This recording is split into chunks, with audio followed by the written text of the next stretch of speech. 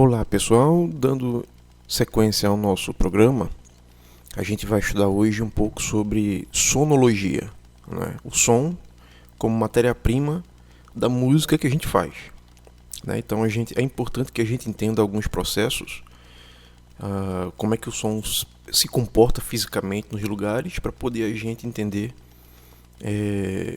quais são os parâmetros, quais são os comandos, ou quais são os cuidados que a gente tem que ter quando a gente está produzindo música nas mais diversas circunstâncias.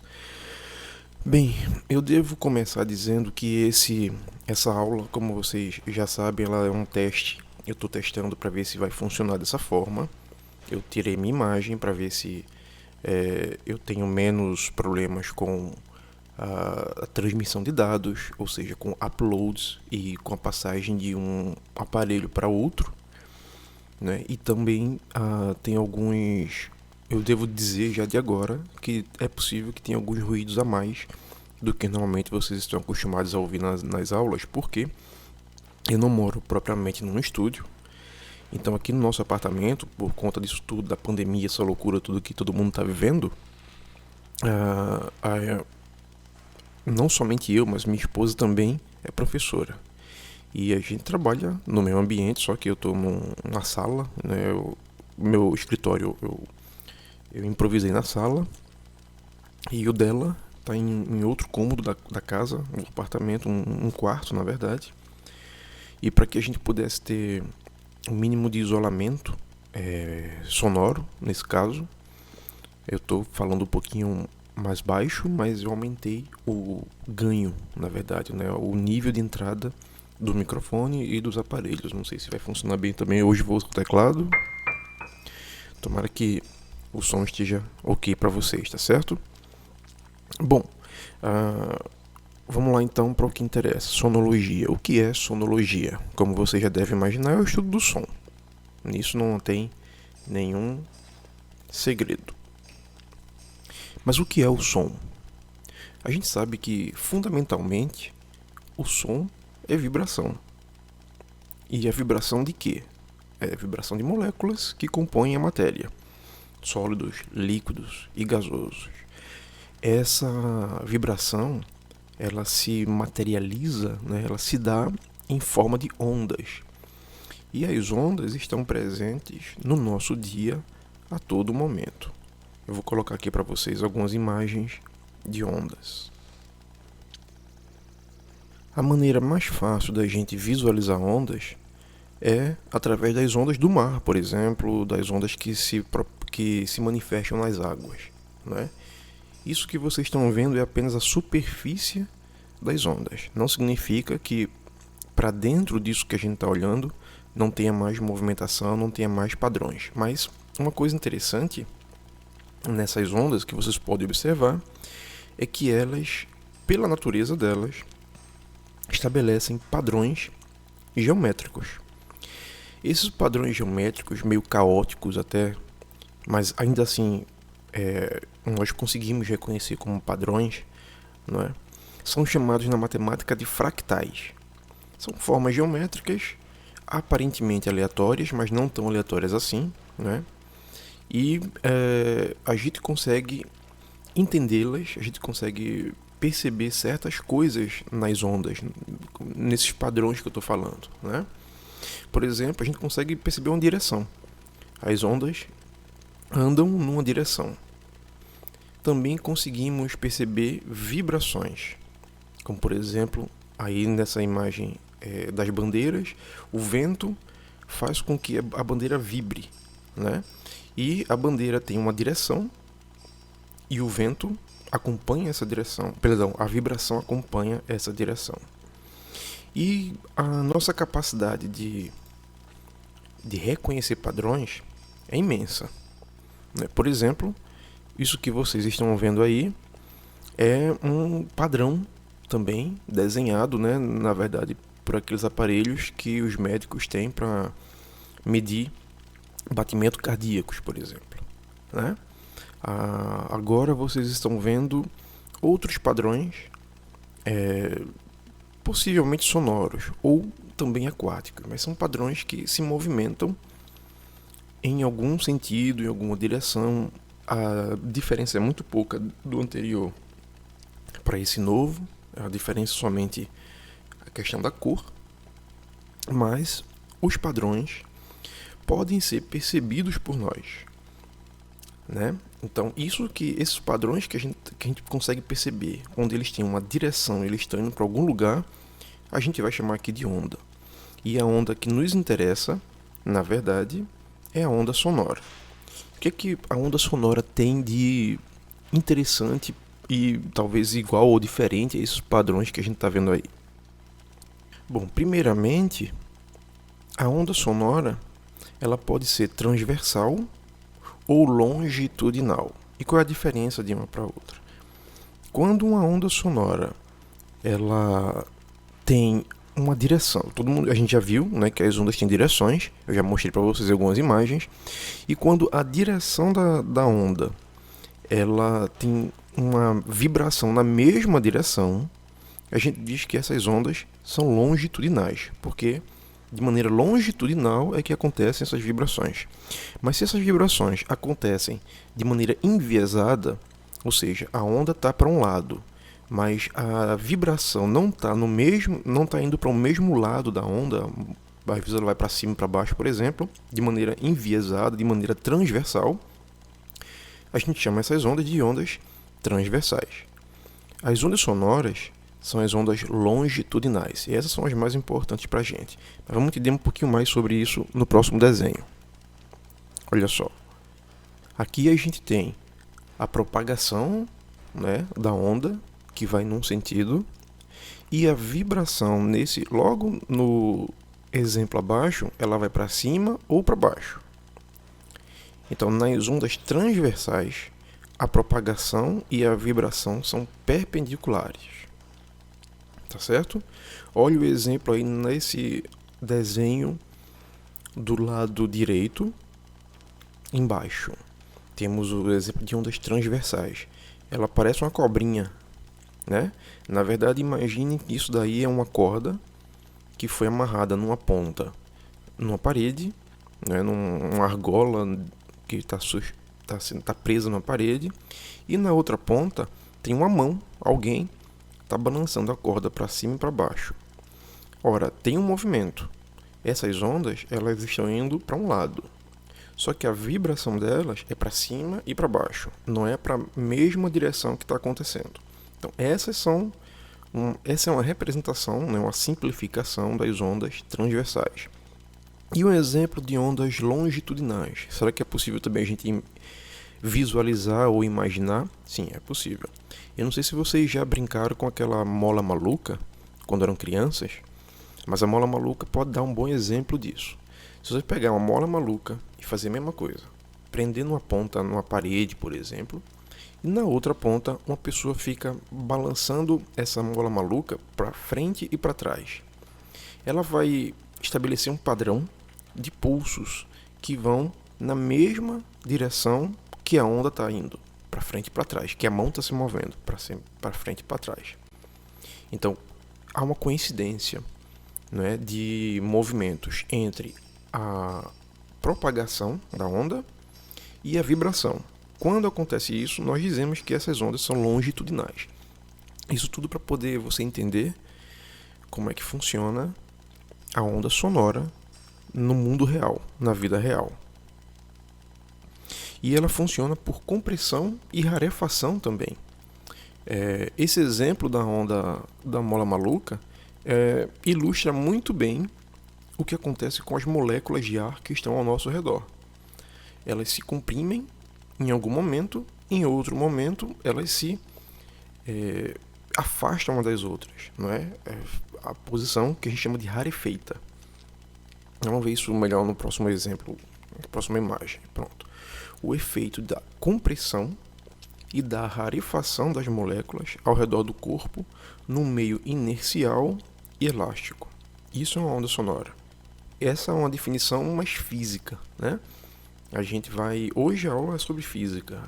A gente vai ver alguns aspectos realmente físicos do som.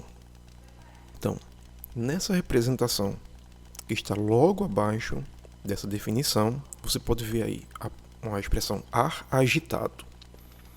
E aí nós temos esses pontinhos que representam as moléculas.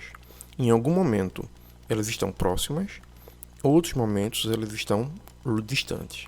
No momento que elas estão mais próximas, o máximo que elas conseguem ficar de próximas nesse movimento, nesse fenômeno, eu coloquei um gráfico aí embaixo, onde no topo desse gráfico, né, se fosse como se fosse uma montanha russa, e no topo desse gráfico aí tem um C. Esse C significa compressão. E aí esse movimento se repete e vai até lá embaixo na rarefação. O ponto onde as moléculas estão mais rarefeitas. A gente chamou isso aí de rarefação. E ela está lá embaixo, esse último ponto. Se você perceber, esse padrão se repete. E ele se repete por quanto tempo? Indefinido. O tempo da repetição desse padrão neste fenômeno vai depender da quantidade de energia que esse fenômeno tem. Ou seja, uma nota musical, quanto tempo ela vai conseguir armazenar energia dependendo do instrumento que ela está tocando, né? Se eu toco, por exemplo, uma corda de um piano e seguro a tecla, eu estou deixando que a energia vibre por um bom tempo.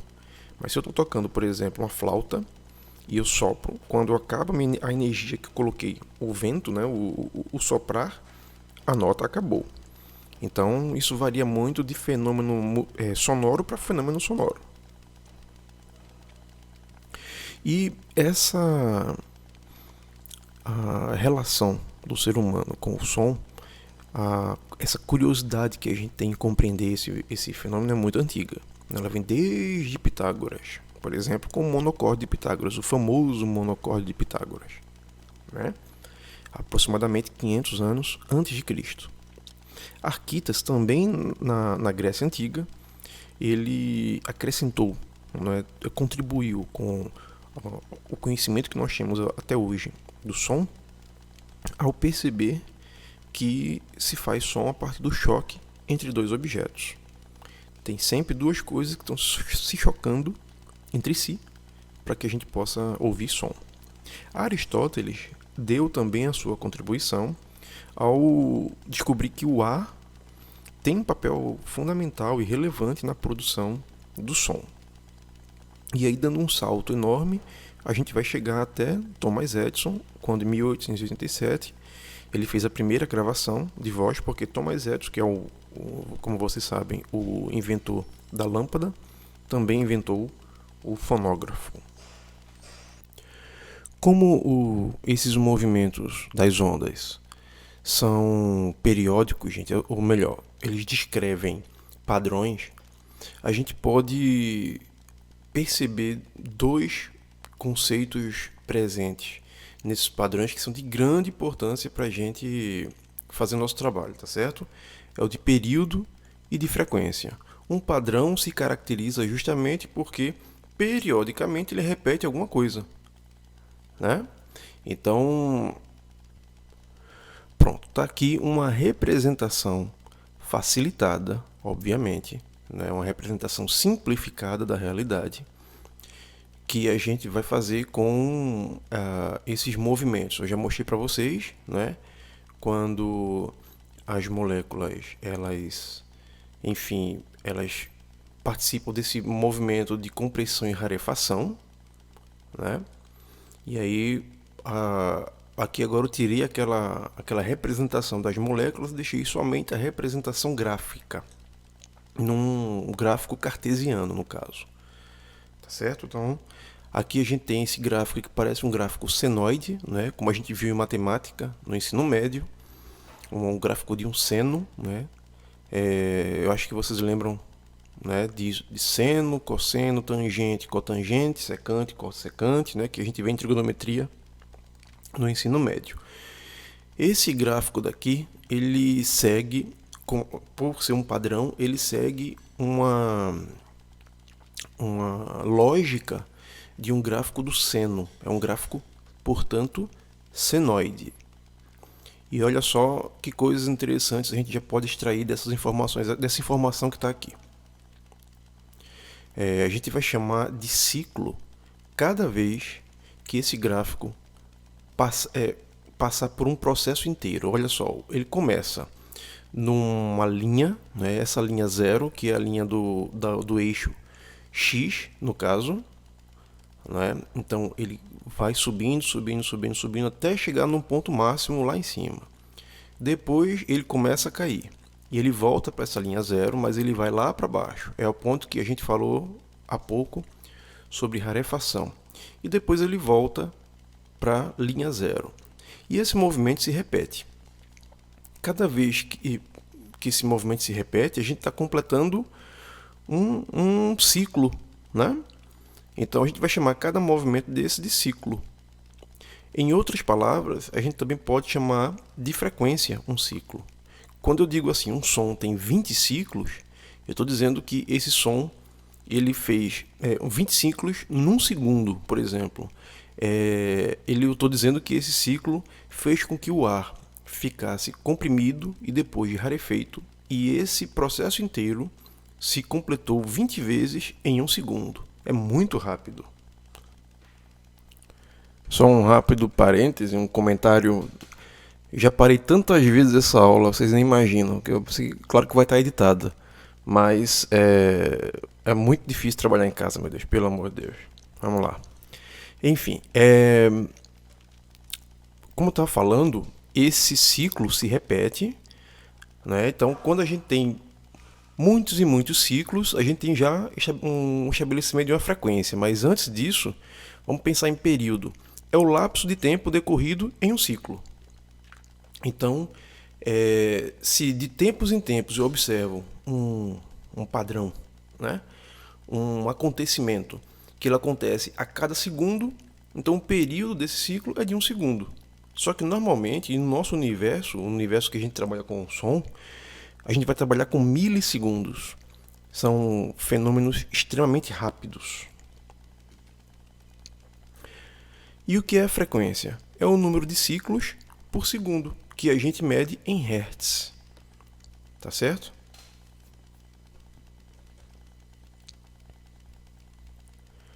A gente mede as frequências em hertz e elas ocorrem de maneira muito, muito rápida. Então, normalmente, como eu falei agora há pouco, no universo de milissegundos. Ela é o inverso do período, mas essa informação é pouco relevante para o que a gente vai tratar daqui para frente, né? E a faixa de audição do ouvido humano, isso é importante, muito importante na verdade, ela vai de 20 a 20 mil Hz. Ou seja, a gente consegue, teoricamente, ouvir sons que estão compreendidos entre 20 Hz e 20 mil Hz. Daqui a pouquinho eu vou fazer alguns experimentos para vocês com o software que vocês utilizam, para que vocês possam brincar um pouquinho, entender e se ambientar nesse universo novo para muita gente, que é o das frequências e do número de ciclos, tá certo? A altura é diretamente proporcional à frequência, gente. Então, por exemplo, se eu tenho uma nota musical, um dó, vamos pensar um 440, que é o lá, aquele lá central, que é o mais popular, talvez o número de hertz mais popular que a gente conhece. Então, o lá mede 440 Hz, como a maioria das pessoas, mesmo sem ser músico, já sabem. Uma oitava acima desse lá é o dobro disso. Então, 440, 880 Hz. Então, uma nota é mais aguda quanto maior o número de Hz ela tem. E ela é mais grave quanto menor o número de Hz ela tem. Então, você deve imaginar agora como é grave uma nota que mede 20 Hz e como é aguda uma nota que mede 20 mil Hz.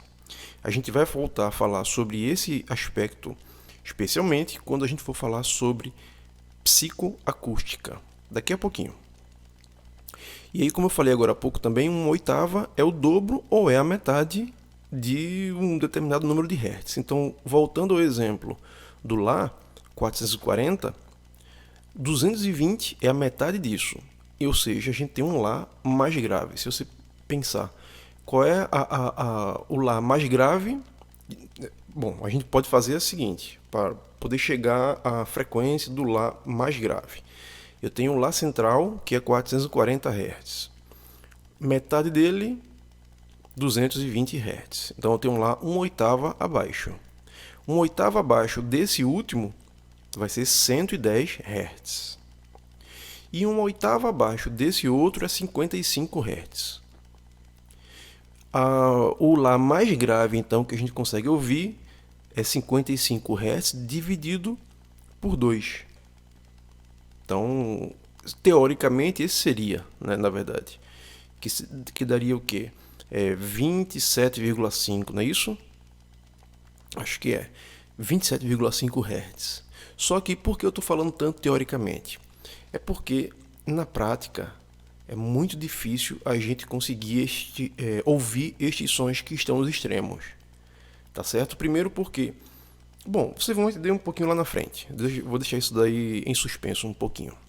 A gente está falando, então, das propriedades do som. E agora a gente está traduzindo essas propriedades do som em números, né, para uma análise mais acurada, para uma análise mais profunda, uma análise física. Né? A gente já sabe que o som tem altura, tem duração, né? A gente já viu aqui a duração também, que é a relação do quanto tempo, né, o período. A altura é dada pela frequência, né? Qual é a frequência daquele som, quanto mais alto a frequência, mais agudo o som, você já sabe disso. E a intensidade, o que será que responde pela intensidade? É a amplitude, né? Esse é um fenômeno físico de uma onda que responde pela intensidade de um som. E uma amplitude é simplesmente o tamanho dessa onda, ou seja, a distância entre a parte mais alta desse ciclo, né? Lembrando que o ciclo ele começa na linha zero, ele vai até o ponto mais alto, depois ele volta para a linha zero, vai até o ponto mais baixo, depois ele volta para a linha zero. Então, quanto maior essa distância entre o pico e o nível zero, ou melhor, entre os dois picos e o nível zero, quanto maior for essa distância, maior a amplitude. Ou seja, o som é mais alto. Nesse sentido, não no sentido da altura que a gente tem falado, mas o volume é maior, né? Como eu estou tentando aqui traduzir para o que o senso comum costuma usar para descrever esse fenômeno. Então, a amplitude é a distância vertical de um ponto da curva ao nível zero. Medida instantânea de energia, porque quanto mais energia eu tenho, maior a intensidade, né? Se uma onda é muito pequenininha, ela tem pouca energia nela. Se uma onda é muito grande em termos de amplitude, ela está transportando muita energia, né? Quanto maior a amplitude, mais forte será o som. Então a gente já viu que as ondas elas têm altura, né, assim como o som, fazendo uma correspondência, né? Altura, duração, intensidade. Falta agora a gente ver o timbre. E para ver o timbre é importante a gente entender uma coisa antes. A velocidade de propagação, porque a gente já falou que as ondas elas se propagam numa direção, não é? E dependendo do meio isso varia.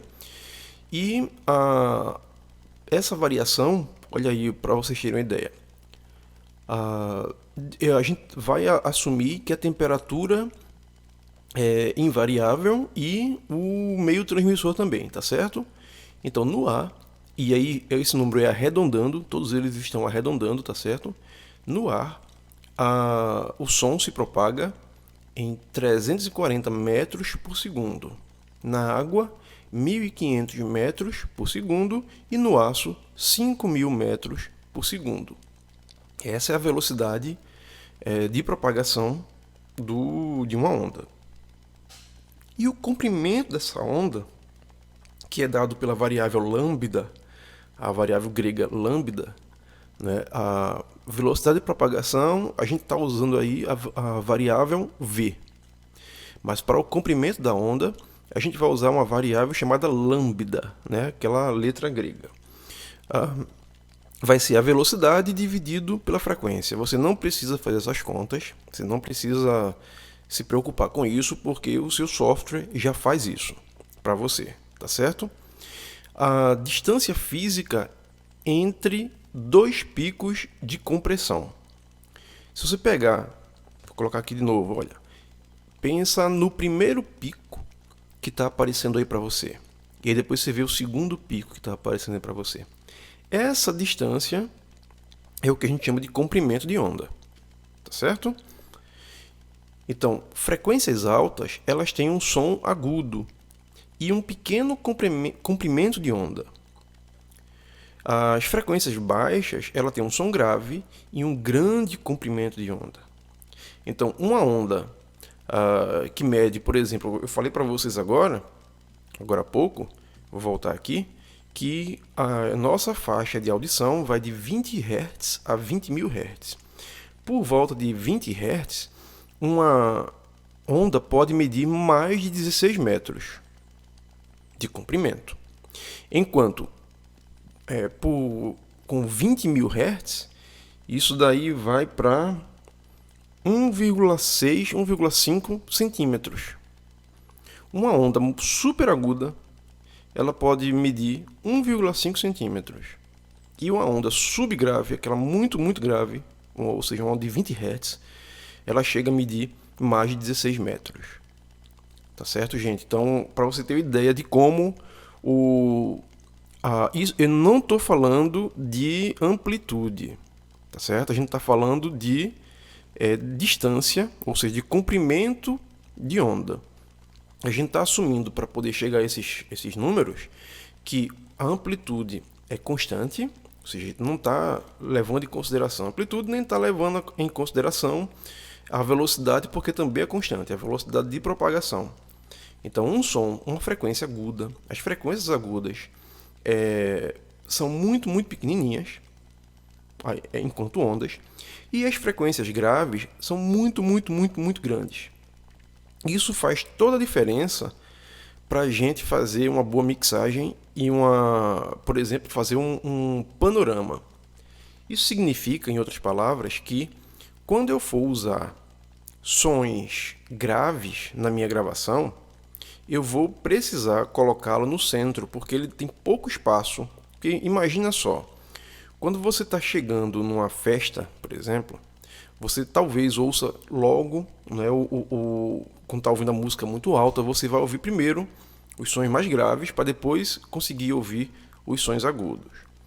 Isso dependendo, claro, de diversas coisas como o amplificador que está sendo utilizado, mas em condições normais é porque uma onda grave é tão grande que ela não consegue se completar na maioria dos espaços que a gente tem. Não é todo lugar que a gente tem um espaço de 16 metros, vocês vão ter que convir, né?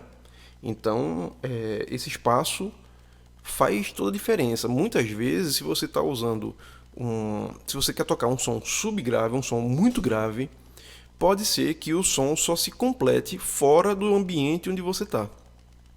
Já um som muito agudo, ele é bem pequenininho e vai ter diversas vezes ondinhas pequenininhas que vão estar saindo lá da sua fonte sonora no local onde você está emitindo esse som. Então, esse som vai ficar dentro daquele ambiente. E a gente vai ver isso melhor quando a gente for estudar acústica, que é o próximo ponto dessa aula de hoje. Tá certo? Mas vamos terminar só para entender essa coisa daqui das ondas grandes e pequenas. E tem uma outra característica que eu também quero que vocês entendam, que é o que a gente chama de fase, porque isso também é muito importante na hora da gente gravar e na hora da gente usar microfones, por exemplo. É muito comum que as pessoas que não entendem o que significa fase, incorrem num problema chamado cancelamento de fase. Então o som fica bem diferente, digamos assim. Eu vou mostrar para vocês, vou tentar mostrar isso aqui daqui a pouquinho na prática. Mas o que é a fase então? A fase é cada parte desse arco que uma onda forma quando ela está nesse período dela, tá certo? Num ciclo. Você tem um ciclo onde, partindo da linha zero, o ciclo vai até lá em cima, depois volta para a linha zero, depois vai até lá embaixo, depois volta para a linha zero. O momento em que esse som, na verdade, está sendo reproduzido com esse ciclo, o que está acontecendo é que ele vai até lá em cima e volta para a linha zero, a gente chama isso de fase. Tá certo? Então, um ciclo tem duas fases. Tem uma fase que é positiva e tem uma fase que é negativa. A fase positiva vai até a metade desse ciclo, e da metade desse ciclo começa a fase negativa. A fase positiva vai para cima, a fase negativa para baixo, nessa representação que a gente está fazendo aí. Então a fase é medida em graus, tá certo? Início do ciclo é em 0 graus, 90 graus o pico positivo, 270 graus o pico negativo e 360 graus é o término. Né? E o que é desvio de fase também é medido em graus, e em 180 graus a gente tem aquilo que a gente chama de cancelamento de fase. Se eu coloco dois microfones, por exemplo, eu não tenho aqui agora, infelizmente, é uma das limitações que a gente está tendo nesse momento, mas se eu tiver dois microfones idênticos e eu colocá-los desalinhados para captar uma fonte sonora, por exemplo, eu vou colocá-los em desvio de fase, porque as fases não vão coincidir, ou pelo menos elas podem não coincidir em determinados pontos. Quanto mais distante desse alinhamento, quanto mais irregular esse alinhamento tiver, maior o risco de eu chegar a ter um cancelamento de fase, porque no momento X, onde o microfone número 1, que é idêntico ao número 2, mas o microfone número 1, ele está começando um ciclo, ele está, melhor dizendo, ele está em 90 graus, está na fase de 90 graus, ele parou ali. O microfone número 2 já vai estar em 270 graus. Então, é como se a gente estivesse fazendo uma conta de soma zero. Então, não vai nem para cima nem para baixo. Né? A gente está mandando esse som para o mesmo lugar, e isso chama-se cancelamento de fase. Matematicamente é assim que a gente explica, mas eu vou explicar para vocês na prática. Isso tudo para a gente chegar a esse tema daqui, que é o do conteúdo espectral. Finalmente a gente vai falar sobre timbre, tá certo? Deixa eu mostrar antes para vocês, antes de mais nada, deixa eu mostrar para vocês algumas imagens. Aqui a gente está vendo uma representação visual das ondas sonoras. Note que é um evento que acontece no espaço, tá certo? Tem um momento onde está tudo num plano chamado zero, a gente vai chamar aquilo de linha zero, e esse plano se move ou para cima ou para baixo, não é? O que a gente está vendo então são exatamente os exemplos visuais ou exemplos representativos de ondas sonoras. E uma onda sonora, como que seria olhada por cima, seria mais ou menos assim como vocês estão vendo. Notem que essas ondas têm tamanhos diferentes. Umas são pequenininhas e outras são grandes. Eu vou mostrar agora para vocês uma representação em 3D da onda sonora para a gente entender certas coisas e consolidar algumas coisas do que a gente viu, do que a gente acabou de estudar. Certo? Eu vou abrir aqui um software chamado After Effects. Antes de mostrar o After Effects, eu vou mostrar aqui um evento sonoro. Olha só. Quando essa moça aqui que está... Vou mostrar para vocês essa moça tocando a água. Uma moça toca a água, o espelho d'água, e aí você pode ver que ela forma ondas. E ela só tocou na água uma vez. Mas mesmo assim, as ondas que vão passando são muitas, não é? Isso é um evento muito parecido com esse daí de tocar um instrumento. Só que a gente está tocando... quando você toca uma corda, quando você fere uma corda, você está tocando, na verdade, no ar. Então, esse instrumento daí está fazendo isso, tocando muitas notas musicais. Com essa moça que está aí agora com o pé na água, é como se ela estivesse tocando diversas notas musicais. Só que ela está fazendo isso na superfície da água. Voltando ainda para aquela primeira imagem, que é a da moça tocando uma vez só, um único evento musical, um único evento sonoro, melhor dizendo, não necessariamente musical, mas o sonoro, ele desencadeia diversas ondas. Essa, a primeira onda que ele desencadeia, a gente chama de fundamental. Mas as outras ondas são, na verdade, réplicas que são múltiplos da primeira. E é a primeira vezes 1, isso matematicamente falando, né? A primeira vezes 1, a primeira vezes 2, a primeira vezes 3. Em música, a gente chama isso de série harmônica. Né? Eu toquei uma vez só na água e esse toque gerou diversas ondas. Essas ondas que vêm depois são os harmônicos. Essas ondas são perfeitamente harmônicas com o primeiro toque. Podem ver que essas ondas que vêm depois do primeiro toque, elas obedecem certa lógica. Elas não são aleatórias. Elas vão num padrão e num tempo, numa frequência, tudo bem igualzinho, bem arrumadinho, né? Então, a gente chama essas ondas de harmônicos, tá certo? E pra gente é muito interessante entender a série harmônica. Então, tá aqui, por exemplo, um pé, na verdade, dois pés tocando na água, né? E gerando diversos eventos ondulatórios, né, na superfície dessa água. Isso daqui equivale a gente fazer diversas notas musicais tocando no nosso instrumento. Então, agora eu quero mostrar para vocês um evento desses aí. Vamos tentar fazer de uma maneira... Eu quero tentar fazer com que você imagine ou observe isso daqui. Isso daqui é uma representação daquilo que a gente estava vendo lá. Uma onda que vai para cima e para baixo, uma onda sonora no caso aqui. A onda sonora, como eu já falei para vocês, é diferente daquela, porque aquela está somente na superfície da água. Enquanto a onda sonora é 3D, a gente está imerso nessa atmosfera, né? Enfim, no ar que nos envolve, né? A gente está envolvido o tempo todo cheio de ar, e o evento sonoro que a gente começa, ele vai em todas as direções. Então, de qualquer forma, a gente está fazendo aqui um recorte. Isso que vocês estão vendo é o evento visto por cima. Vamos ver agora de lado como é que ele acontece. Olha aí. É como se uma nota musical, ela faz exatamente isso. Ó. A gente tocou, ela vai para cima e para baixo, não é?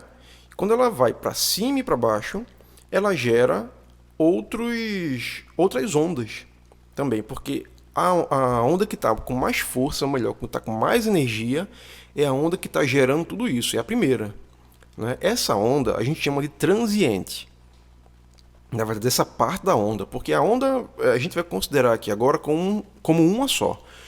Aquela onda que vocês viram na água, ela é lenta, muito lenta, em relação à onda sonora. Aquela onda a gente consegue até contar as parciais. Numa onda sonora não daria para a gente fazer isso, né? Porque elas acontecem em milissegundos. Aquela dali não, aquela dali dá para ver, a olho nu a gente consegue até apontar, né? Bom, esse é o evento, isso que vocês estão vendo é uma representação em 3D, computação gráfica, da onda sonora. E eu quero começar pensando com vocês que isso daqui é uma nota musical. Então, essa é uma nota musical onde você tocou com o seu instrumento e no ar, melhor dizendo, está acontecendo esse movimento daí. Vou fazer aqui algumas modificações para a gente entender alguns conceitos que a gente viu agora há pouco. A primeira modificação que eu quero fazer é a frequência. Para isso, gente, eu vou deixar, e é fundamental que você entenda, que a velocidade aqui está sendo considerada constante. Eu não vou mexer na velocidade, porque na verdade a velocidade é igual para todas as frequências. Tanto uma onda pequenininha, de 20.000 Hz, quanto uma onda gigantesca de 20 Hz, elas se propagam na mesma velocidade, o que vai variar nelas é o tamanho, para que elas consigam se adequar àquela velocidade, tá certo? Mas a velocidade do som é constante no ar. A gente vai considerar como constante. Então vamos começar mexendo aqui na frequência. Olha só, eu vou botar aqui uma frequência de metade daquela que estava. Pronto. A frequência agora está mais baixa, mas a velocidade de propagação, por incrível que pareça, é a mesma. Tá certo? Eu vou colocar agora uma frequência, voltar à frequência que estava antes. Estava a frequência de 1. Pronto, olha aí, frequência. Tá certo? E agora eu vou colocar a frequência no dobro dessa daqui, 2. Olha só. Essa frequência daí é mais aguda, no caso. E notem que dentro de um espaço desse quadrado, que é o espaço que a gente está medindo, cabem mais harmônicos do que caberia se fosse uma frequência mais grave. Isso é porque as frequências graves têm menos harmônicos? Não, pelo contrário. É porque elas são maiores. Os harmônicos vão demorar mais para poder se realizar nesse espaço, tá certo? Eu vou aumentar aqui mais uma vez, visualmente, a frequência. Estava em 2, vou colocar o dobro, 4. Olha agora como a frequência como a onda está bem pequenininha agora, né? Mas a velocidade, como eu falei, está constante. Se você pegar, porque isso aqui é um software, né? E o software aqui está uma agulha que está passando. Deixa eu mostrar aqui para vocês. Olha aqui, essa agulhazinha aqui vermelha, ela está constante, a velocidade dela. Eu só fiz modificar os parâmetros aqui nesta janela que eu tenho aqui. Tá? Agora eu vou aumentar de novo. Deixa eu ver aqui. Pronto. E vou deixar isso aqui mais para baixo. Pronto. Essa frequência daqui está em 4. Eu vou colocar o dobro dela, 8. Olha só. A onda está bem pequenininha, não é? Mas a velocidade está constante. Então, aumentamos aqui, na verdade, foi a frequência. A quantidade de vezes, no mesmo tempo, que esse fenômeno se multiplica. E por que isso é tão importante para a gente? Porque vocês precisam compreender, a partir de agora, esse conceito de frequência é central para tudo que a gente vai fazer. Tá bom? Então, quando você for estudar o seu instrumento, você vai saber quais são as frequências que são mais típicas dele. E quais são as frequências que não são típicas dele.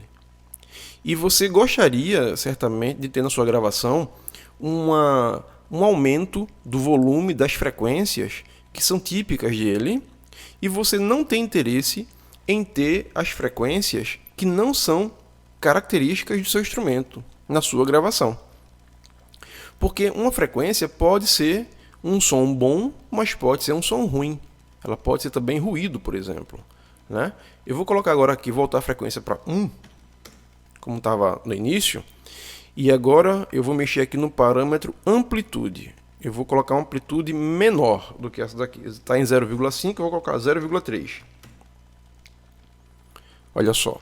Quando eu mexi na amplitude, diminuí a amplitude, a onda ficou na mesma velocidade também, a frequência é a mesma, só que agora, eu deixei tudo no mudo, na verdade eu não associei som a esse gráfico que eu fiz, então vocês não estão ouvindo nenhum barulho, mas provavelmente, se isso fosse uma nota musical, você ouviria a mesma nota que estava no início, só que mais baixinha. Agora eu vou fazer o dobro disso. Está em 0,3, vou colocar 0,6. Agora eu vou fazer o dobro disso. A amplitude aqui estava em 0,3, eu vou colocar agora em 0,6. 0,6. Vamos ver como é que ele se comporta? Olha só, a onda agora está bem grande, né? Eu mexi aqui num parâmetro para aumentar o volume. Só que eu aumentei esse volume matematicamente, gente. E isso eu estou fazendo aqui de propósito para vocês entenderem que o que a gente faz, na verdade, quando a gente está fazendo um processamento de áudio, por exemplo, o que a gente está fazendo, no fundo, é mexer em parâmetros matemáticos. A diferença é que esses padrões matemáticos não estão com os números aparentes, né? A gente está mexendo através de um bocado de pitoco, né? Um bocado de potenciômetro, né? Ou knob, como a gente fala em inglês. A gente está mexendo em gráficos, a gente está fazendo um monte de coisas, mas é isso que a gente está fazendo, o que eu fiz aqui agora. É, na verdade, mexendo em números, tá? Eu coloquei essa coisa da fase aqui, não é interessante para a gente ver agora, porque ela não vai, como só tem aqui um evento sonoro, eu não vou conseguir mostrar para vocês um cancelamento de fase aqui. Mas eu vou mostrar para vocês o cancelamento de fase no Audacity, tá bom? Então vou parar aqui para poder a gente ir lá para o Audacity. Aqui está o Audacity e eu vou começar mostrando para vocês, né? Vocês já sabem, a gente já viu isso na aula passada, o Audacity e tudo mais. Eu vou começar gerando, e aqui no menu gerar, olha, aqui em cima do Audacity, eu tenho arquivo, no menu, né? Arquivo, editar, selecionar, exibir, controle, faixas, gerar. Eu vou clicar em gerar e ele me dá algumas opções. Olha só. Aqui é adicionar e remover plugins. E a gente não está trabalhando com nenhum plugin, então isso aqui não interessa para a gente nesse momento. Mas ele me dá a opção de gerar ruído, gerar silêncio não vai também ser interessante para a gente. Gerar tom, isso vai ser interessante para a gente. Nenhum desses dois aqui, tom programável e tons DTMF, vão ser também interessantes para a gente, nem essa parte aqui de baixo também não. O que eu quero para hoje é que vocês entendam a diferença entre ruídos e um tom. Tá certo? Vamos começar com um tom. Pronto. Já abriu aqui, olha, eu pedi para gerar um tom, ele já abriu aqui um canal para mim. Isso depois de gerar, tá certo? Aqui, o menu gerar, e como vocês já conhecem, eu imagino que vocês já devem ter mexido mais no Audacity, então vocês já devem saber como fazer as coisas aqui dentro. Eu gerei uma faixa, né? E agora ele está me perguntando qual é a forma de onda. Se é o seno, lembra que eu falei a forma senoide? Se é o seno, se eu vou querer uma frequência, e como é que eu vou querer a frequência? Olha, se eu vou primeiro clicar aqui em seno, ele me dá opções de fazer uma onda em forma de seno, uma onda quadrada, uma onda dente de serra e um quadrado sem graduação. E o que significa isso? Vamos voltar lá para explicar para vocês nos PPTs. Pronto. É que entre as características de uma onda sonora está a forma dessa onda. A forma da onda, gente, ela não depende da frequência, não depende da amplitude, nem depende, de certa forma, da duração dela, até certo ponto. E aí vocês vão entender daqui a pouquinho esse meu até certo ponto, tá? Mas a forma da onda é o que vai dizer qual é o timbre daquela onda sonora que eu estou ouvindo. Então, por exemplo, se eu ouço um piano tocando Lá, e depois eu ouço uma flauta tocando o mesmo Lá, você consegue perceber a diferença entre um e outro por conta do timbre. A forma de onda é que responde pelo timbre de um instrumento, de um musical, ou mesmo a identificação de qualquer ruído, tá certo? As ondas sonoras, elas adquirem diferentes formas na natureza, porque a onda não é tão simples quanto aquela representação que eu fiz, e infelizmente. Se fosse, seria muito fácil, seria muito mais fácil a gente entender esse assunto, mas não é. Enfim, a vida não é tão simples quanto a gente gostaria que ela fosse, né? Então, forma de onda, ela pode ser, por exemplo, senoidal, que é a mais simples de todas. É aquela que eu fiz que parece uma cobrinha, né? A forma de seno. Mas as ondas de verdade, ou seja, as ondas na vida real, né, no mundo real, elas são complexas. Então elas são um conjunto de ondas senoides. E outra coisa também que é interessante na vida real é que as ondas mesmo esses padrões, eles podem ser harmônicos, como eu mostrei naquela imagem da água, né? A moça tocando na água e as ondas vão seguindo um padrão muito semelhante, um padrão harmônico por essa razão. Mas elas também podem ser aperiódicas. Quando você faz um movimento bem louco na água, chacoalhando de um lado para outro, por exemplo, você também está fazendo ondas ali, né? Só que essas ondas, elas não são tão uniformes quanto aquelas ondas que são chamadas de harmônicas. As ondas aperiódicas, ou seja, elas não obedecem um período estritamente igual, elas são ruídos. Então, a diferença entre uma nota musical com altura definida, né, como Dó, Ré, Mi, Fá, Sol, Lá, Si, e um ruído, uma pancada, por exemplo, na mesa, é porque o ruído apresenta uma onda sonora aperiódica. E um som harmônico, uma nota musical, por exemplo, ela tem um som periódico. Eu coloquei aqui embaixo alguns esquemas de timbres que vocês vão encontrar nos seus softwares, inclusive nesse que eu mostrei agora há pouco, e vou continuar mostrando no Audacity. Então, esse desenho A, que está aí embaixo, que parece uma cobrinha, né? É a onda senoide. Também temos esse desenho B, que é retangular ou quadrado, também é chamado de onda quadrada. E embaixo aí ficou um pouco cortado, mas tem a onda que é chamada de dente de serra. Essas ondas, esses desenhos, eles são reais, tá certo? Só que eles não são tão simples, eles são muito mais complexos. Em alguns momentos, você pode ter até superposição deles. Eles podem até concorrer entre si. Então, os timbres e formatos de onda. Você vai ver, quando você começar a mexer mais com o seu software, que a onda complexa é como eu coloquei nesse exemplo, né, no desenho mais à esquerda.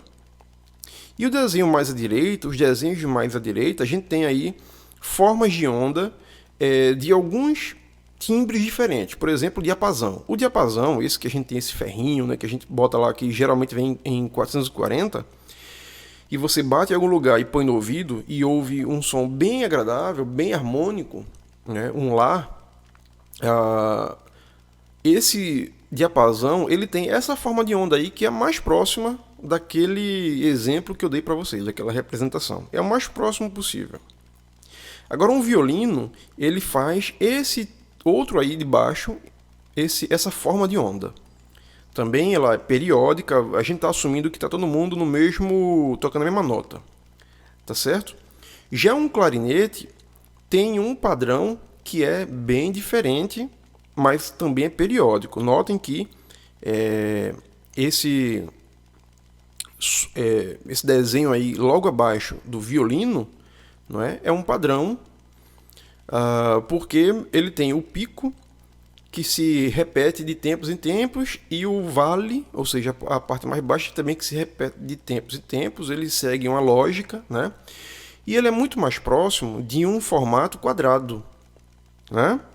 Embaixo, ou melhor, abaixo do desenho da forma de onda do clarinete, eu coloquei o do oboé, que também é um pouquinho mais quadrado, né? Também tem lá a sua periodicidade, mas ele se repete de uma maneira diferente do clarinete. E é por isso que nós conseguimos perceber a diferença entre o som do clarinete e do oboé, né? Olha aí, por exemplo, embaixo uma corneta. Esse é o gráfico que formaria de uma corneta. A flauta eu coloquei aí na coluna mais à direita, né? Abaixo dela a gente tem uma vogal A, uma voz falando a vogal A. Abaixo dessa vogal A a gente tem um baixo, uma voz, tá certo também. E depois disso coloquei aí uma vogal O, uma voz fazendo o O. E embaixo de tudo isso daí tem um piano tocando uma nota, uma simples nota, tá certo? Tudo isso daí foi com base em um Lá central. Então note que o piano ele tem essa forma porque quando a gente fere a tecla do piano, né? Quando a gente aperta a tecla e segura a tecla, o som vai diminuindo aos poucos porque a energia está sendo dissipada. A energia que o movimento mecânico da tecla do piano para o martelo lá dentro, que vai martelar a própria corda do piano, que vai então fazer o som da nota musical lá soar, essa energia mecânica, que só é uma vez, né, só é dada uma vez nesse exemplo daqui, ela vai perdendo energia para o meio, não é? Em cada um desses, a gente tem uma maneira de perder energia. Também é possível a gente ver esses momentos de cada instrumento, digamos assim, né? No diapasão, esse primeiro daí, imagine que a segunda onda ela é um pouquinho só menor que a primeira. A terceira é um pouquinho maior que a segunda. A quarta é um pouquinho maior que a terceira. É um pouquinho menor, perdão, que a terceira. E assim, a gente poderia fazer um desenho onde ela vai perdendo um pouquinho da amplitude. E isso vai caracterizar o fim daquele som, né? A maneira como o som vai se dissipar. Só que tem instrumentos musicais que o fim se dissipa quando a gente perde o fôlego, por exemplo, que no caso do cantor, né? Quem está cantando, a fonte sonora, a voz, sendo a voz, quando a gente para respirar, a voz acaba imediatamente, né? O som acaba imediatamente, é cortado imediatamente. Quando eu paro de tocar o violino, mesma coisa. Quando eu paro de tocar o clarinete, então cada um deles vai ter, cada instrumento, por sua própria natureza, por suas próprias características, vão ter maneiras diferentes de pararem o seu som. Isso vai fazer... Essa informação é importante para o que eu vou trazer lá na frente. Aguardem. Então, voltando para o Audacity, a gente tem forma de onda, né? O software pergunta para você, o que você está dizendo aqui, você quer gerar um som, tá? Tudo bem. Agora o som que eu vou gerar para você quer com qual forma de onda? Seno, quadrado, dente de serra ou quadrado sem graduação? Eu vou colocar, para começar, o seno. Eu vou querer que o som que ele vai fazer para mim seja um som senoide. Ok? Qual é a frequência que eu vou querer? Eu vou ficar com o 440, que é o Lá, né? Como a gente falou, porque é um som que todo mundo conhece. A amplitude, qual é o volume que eu vou querer? Como ele deixou aí, ele está falando ali que eu posso escolher entre 0 e 1. Então, o som mais alto que eu conseguir nele vai ser 1. E o som mais baixo vai ser 0. Eu vou colocar, ele oferece 0,8, eu acho que é muito alto. Então eu vou colocar 0,5, que é o som do meio. Pronto. O outro parâmetro lá era a duração, né? Acabei dando Enter e acabou que o som já está aí. E eu não expliquei o último parâmetro, mas era a duração. Então, com o próximo som eu explico melhor. Aí eu coloquei aqui o meu cursor com o mouse em cima e vou agora apertar a barra de espaço no meu teclado do computador. Vocês estão ouvindo o som do Lá senoide. Tá certo? Vou parar. Como é que eu paro? Usando barra de espaço no meu teclado do computador. Parei. Pronto. Se eu quiser dar um zoom nessa onda aqui, eu posso, gente. E como é que eu faço isso? Eu vou apertar Ctrl no meu teclado e no meu mouse eu vou apertar o Scroll Roll, que é aquele botãozinho para rolar, né? O botão de rolagem.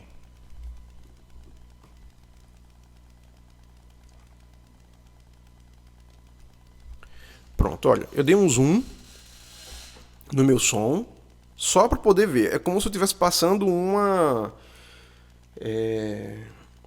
como é que se diz? Uma lente de aumento no meu som, tá certo? Então veja qual é a representação que o computador faz para a gente dessa nota. Frequência 440, a amplitude é metade, não é? Da capacidade máxima dele, e o formato da onda, que é senoide. Olha aqui, tá vendo aí? Então, vou tocar aqui, ó. Você tá vendo o som andando rapidinho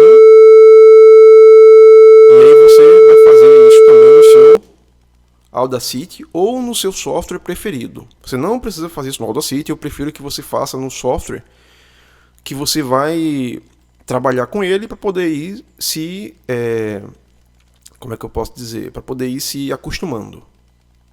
Tá bom?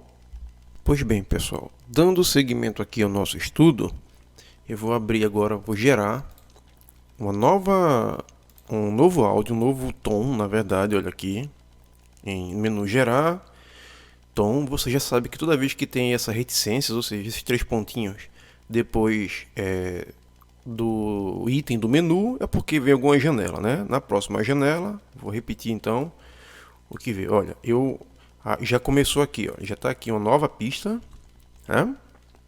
Vou pedir também seno, 440 Hz, mesma coisa.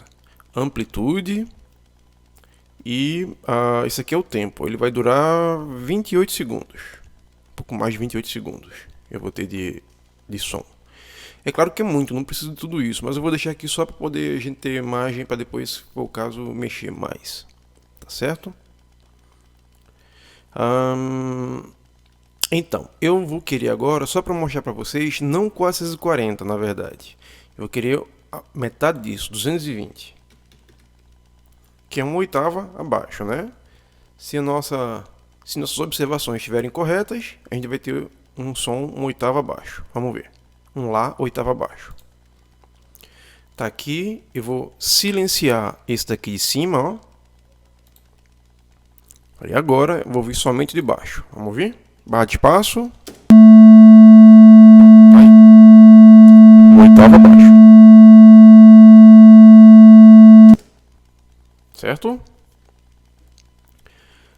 Digamos que eu queira mudar isso daqui. Então eu não sei se... vou fechar isso daqui agora, olha.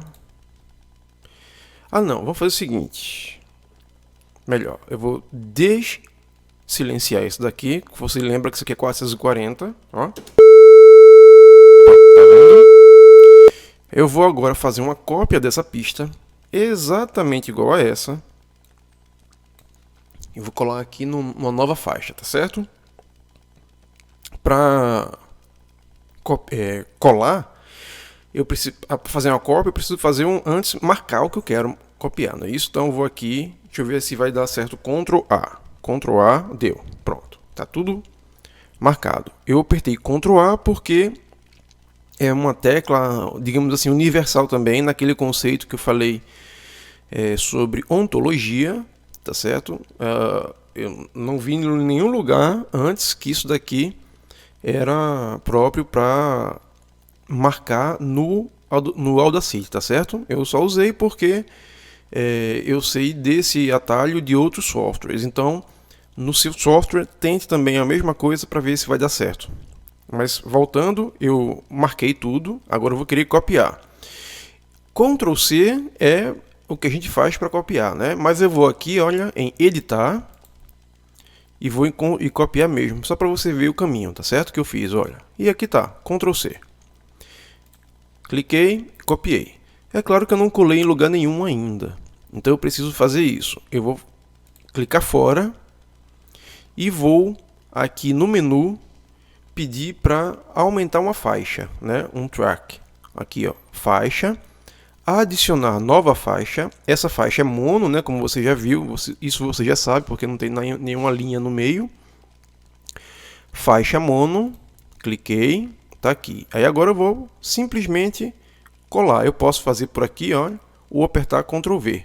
Mas eu vou editar, colar. Tá aqui Ctrl V também. Vou clicar aqui. Pronto. Esse daqui de cima é igualzinho ao de baixo. Tá ok?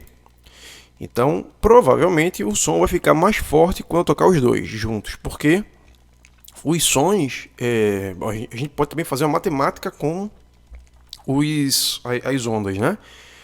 Ondas que têm a mesma frequência, não é? Elas quando são idênticas, ou seja, têm a mesma frequência, têm a mesma velocidade, como é o caso da onda sonora, e tem a mesma amplitude, elas vão, na verdade, aumentar a amplitude.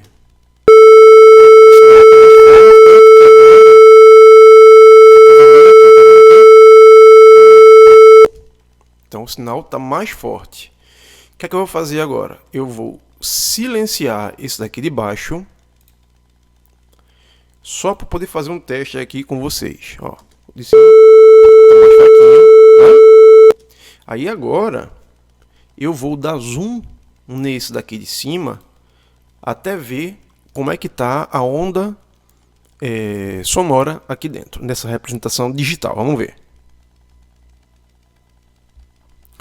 Bom, para dar zoom, eu também posso vir aqui, olha, nesse quadradinho aqui, no seu software, né? Se você está usando ele pela primeira vez, provavelmente um desses aqui vai dar para você, esse daqui, ó, da lupa. Eu clico aqui, ferramenta zoom, pronto. Aí já vou clicando e vai aumentando automaticamente. Tá certo? Mas o que foi que eu fiz agora aqui? Eu não usei essa tecla. Eu usei a tecla Ctrl ou Control e o scroll wheel do mouse, ou seja, aquele botãozinho de rolagem. Tá certo?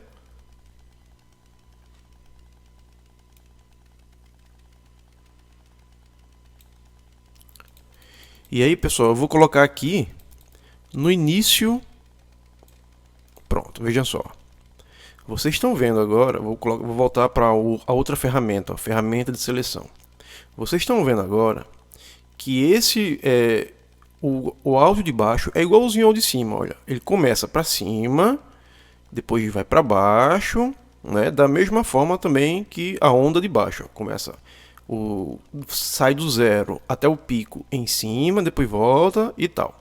O que é que eu vou fazer aqui? Eu vou querer fazer um corte somente nesse, de modo que ele comece para baixo. Pronto, eu acho que aqui já está bom.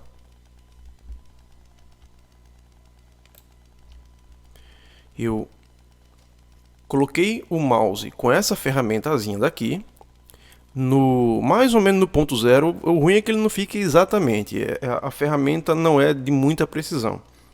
Agora eu vou dar del, vou deletar, vou apagar essa parte aqui. Deu certo, pronto. Então nesse caso podemos dizer, sim, aí eu vou arrastar um pouquinho para ajeitar agora o tamanho. Para arrastar o clipe aqui, é isso aqui, ó, ferramenta mover, tá vendo aqui? Cliquei nela e vou arrastar um pouquinho, pronto, agora está alinhado. Então, eu agora sei que as duas ondas estão fora de fase, tá certo? Por quê? Porque essa daqui começa para cima e essa daqui e a outra começa para baixo, olha. Tá? O que será que vai acontecer quando eu tocar isso daqui agora? Bora ver? Vou tirar o do silencioso e agora tocar os dois para ver.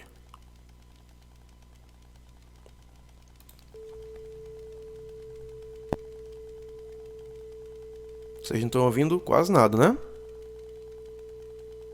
Tá tocando.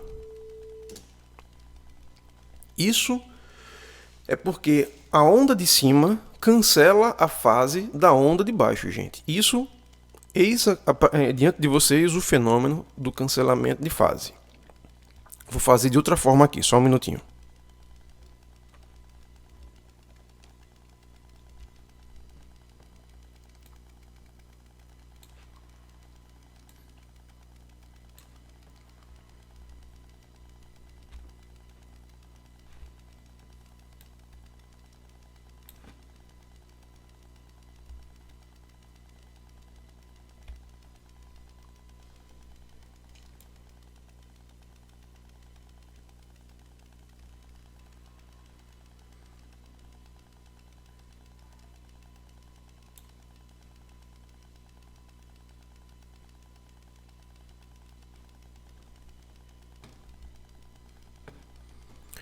Pronto, pessoal. O que foi que eu fiz aqui agora? Eu tentei colocar o cancelamento de fase começando apenas no meio de uma das ondas. Então eu vou tocar agora do início para ver o que acontece quando entrar a outra onda que está mais ou menos com a fase cancelada. Vocês ainda vão ouvir provavelmente um pouquinho de alguma coisa porque a fase não está em perfeito cancelamento, tá? Mas está muito próximo. Vamos ver o que vai acontecer.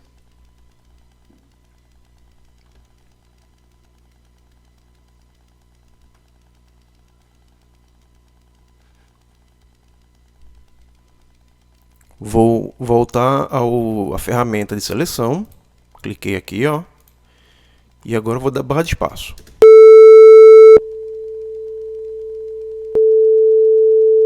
Pronto. Provavelmente aqui pelo meio, eu devo ter feito algum corte que tirou de fase também, tá certo? Mas olha esse início, tá certo? A onda vinha em 440 Hz numa fase positiva e encontra outra também em 440 Hz numa fase em cancelamento. As duas entram em cancelamento nesse ponto. Vamos ouvir mais uma vez?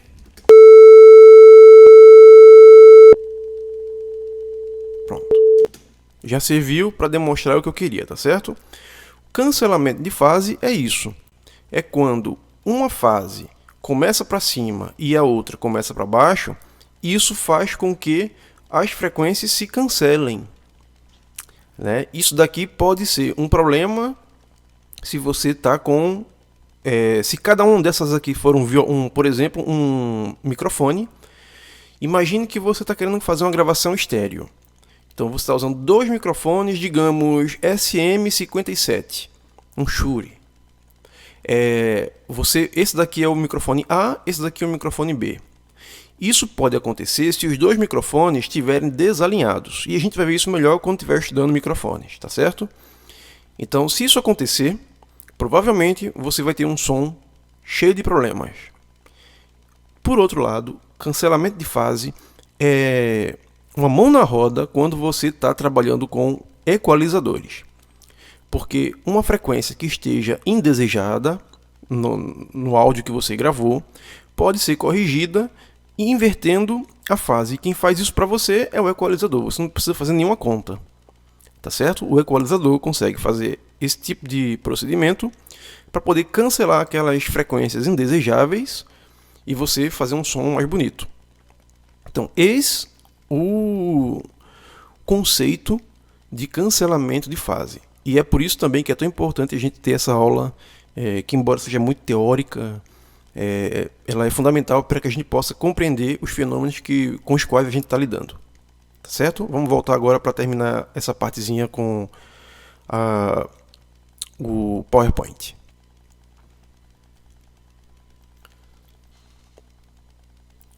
Pronto, pessoal. Então, o conteúdo espectral é tão somente tudo aquilo que está no espectro. E o que é um espectro? É a somatória do som de um instrumento ou de alguma gravação que você tenha em específica, tá certo? Se eu quiser, por exemplo, se eu gravar diversas pistas e em cada uma delas colocar um som diferente, um instrumento diferente, eu vou ter o espectro deste instrumento.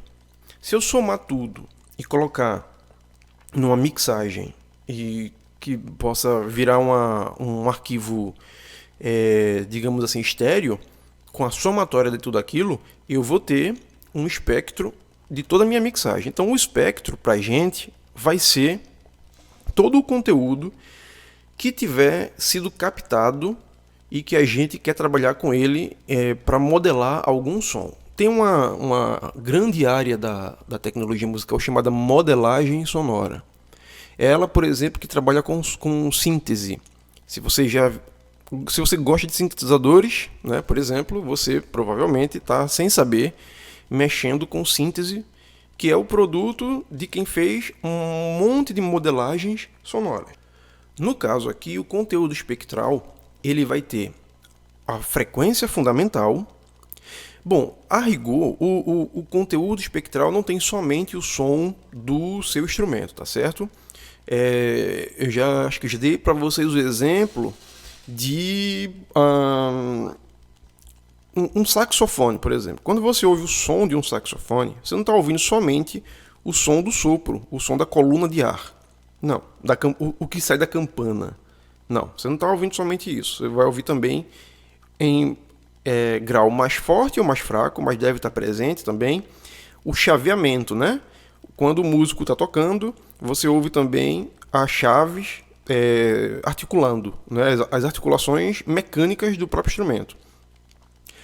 É possível, dependendo da distância que você esteja da fonte sonora, se for em tempo real, uma fonte real, é possível que você ouça também o ar, né, saindo da boca do instrumentista, e o ar que está vazando, digamos assim, ou se ele está desperdiçando alguma parte, ou então se ele está, enfim, fazendo alguma pressão, algum som diferente. É a mesma coisa no caso da flauta, o frulato, por exemplo. Né? Quando a gente ouve o frulato, a gente está ouvindo também um bocado de ar, não é somente o som da flauta. Né?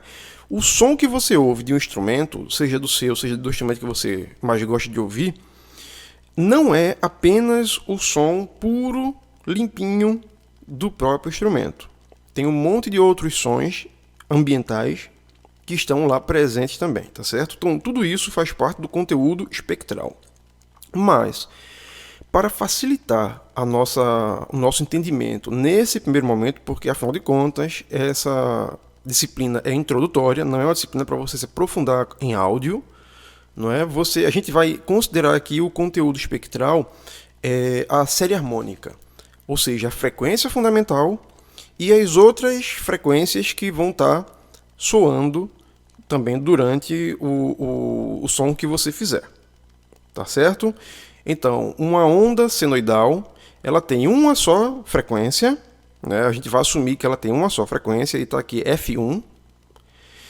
E F2, ou seja, a frequência 2, ela é igual a 2 vezes F1, ou seja, a fundamental. Então, o terceiro harmônico vai ser N vezes F1, ou seja, se a gente está falando terceiro, 3 vezes o som fundamental. O quarto harmônico, 4 vezes o som fundamental. Quinto harmônico, 5 vezes o som fundamental, e por aí vai. E quantos harmônicos a gente pode ter? Né? Olha, os harmônicos são infinitos, como também são infinitos, pelo menos por não podermos contar, as ondas que aquela moça, naquele exemplo que eu já mostrei, forma, né, inicia quando ela toca na água. Né? São muitas ondas, não dá para contar. Agora, quais são as que a gente consegue contar? Aquelas que cabem no nosso campo de visão. No nosso caso aqui do som, o nosso campo de audição. Já falamos que nós podemos ouvir entre 20 Hz e 20 mil Hz. Então, pensa comigo. Se a minha fundamental for a mais grave possível, ou seja, 20 Hz, eu vou ter o segundo harmônico 20 vezes 2, né? 40. O terceiro harmônico 20 vezes 3. O quarto harmônico 20 vezes 4. E por aí vai, até em múltiplos de 20, nós chegarmos a 20 mil, até 20 mil Hz. Então esse é o tanto de harmônicos que são possíveis. Só para você ter uma ideia, se fôssemos falar de oitavas, tá certo? Porque nem todos esses harmônicos aí são oitavas, né? É bom lembrarmos disso. Agora, a gente sabe que a oitava é sempre o dobro, vai dobrando, o de uma fundamental. Então, o primeiro harmônico de uma fundamental é sempre a oitava, porque ele é 2, não é? Se a fundamental for 20, a primeira oitava é em 40 Hz, a segunda oitava em 80 Hz, a terceira em 160 Hz, a quarta em 320 Hz, e por aí vai.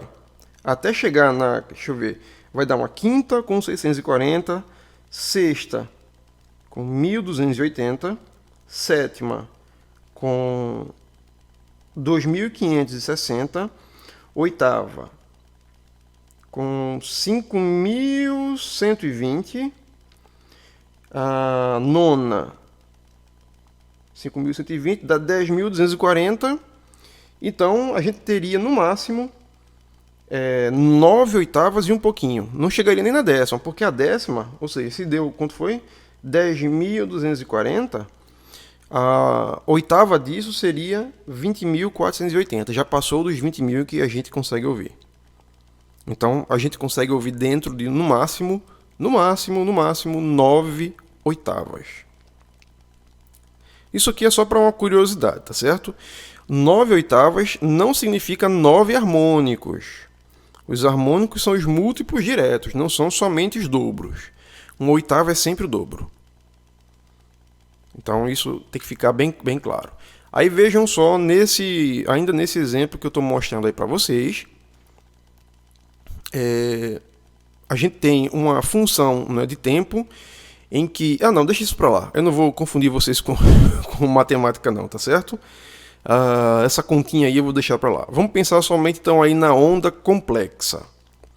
É uma combinação de ondas sinodais com frequências e amplitudes diversas.